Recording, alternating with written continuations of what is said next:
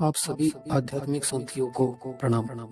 हम सभी भक्ति करते हैं, आध्यात्म के बारे में भी बहुत कुछ जानते हैं, किंतु आध्यात्म को केवल बाहरी रूप से अपनाने से यह होता है कि हमारी मन की जो शांति है वो कभी प्राप्त नहीं हो पाती है।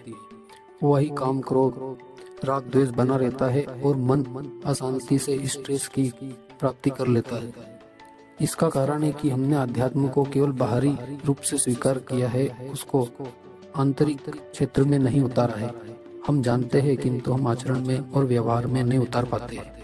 जैसे हम पूजा अर्चना तो करते हैं किंतु प्रभु के बनाए हुए लोगों में प्रभु का स्वरूप नहीं मानते हैं।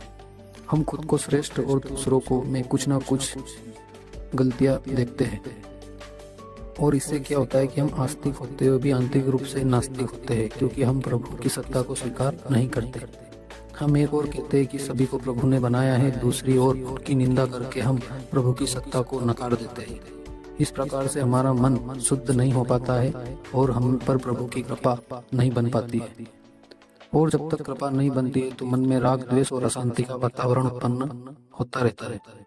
कहते हैं कि जिसको अध्यात्म का ज्ञान है वो सारे संसार को जीत लेता है, तो यहाँ पर इसका आशय कदापि नहीं है कि वो अपने बाहुबल से विजेता बनता है। यहाँ पर इसका मतलब होता है कि हम दूसरों की वाणी से, राग द्वेष से और व्यवहार से परेशान ना होते हुए आंतरिक शांति को महसूस करें।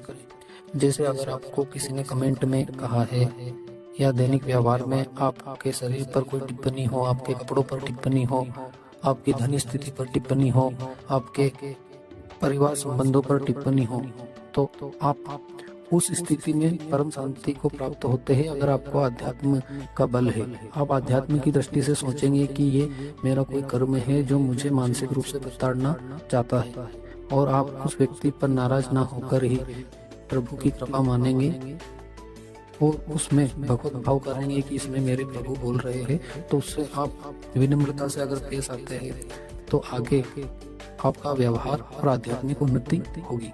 वरना क्या होता है कि लोग महीनों तक, सालों तक एक दूसरे की निंदा और तर्क वितर्क में समय नष्ट करते रहते हैं। जो भी घटना आपके साथ में हुई है आप उसे शेयर करते हैं या बदला लेने का प्रयास करते हैं या वो अवसर ढूंढते हैं, तो इन सब से आपका मन कुंठित होता है और वो व्यक्ति एक बार आपसे व्यवहार करके चला जाता है, पर उसकी सत्ता आपके दिमाग में बनी रहती है। और ये बनी रहने का मतलब है कि अध्यात्म का अभाव है। और इसको हम समाप्त करेंगे प्रभु के नाम जप से। निरंतर प्रभु का धन्यवाद करें और नाम जप करें। जो हो रहा है वो प्रभु की मर्जी, जो आगे होगा वह भी प्रभु की मर्जी है। हम दूसरों को कंट्रोल करने में जीवन बिताते हैं और यही हमारी अशांति का कारण बनता है। हम अपनी मन स्थिति से इंद्रियों को वश में रखें, जुबान पर लगाम लगाएं, शांति धारण करें, हृदय में नाम जप का दीपक लगाएं, तो इतना प्रकाश होगा कि आप आध्यात्मिक उन्नति को प्राप्त होंगे। इसके लिए हमें निरंतर नाम जप की पुष्टता की ओर अग्रसर होना है। जब भी कोई बात आपको अप्रिय लगे, नाम जप प्रारंभ करें और शांति धारण करें। कभी ऐसा आता है कि किसी को आप अप्रिय सुनाना चाहते, शब्दों के द्वारा बदला निकालना चाहते, तो आप सोचें कि मैं अपने प्रभु को दुख देना नहीं चाहता और नाम जप करें। आपका बहुत बहुत धन्यवाद। हर हर महादेव।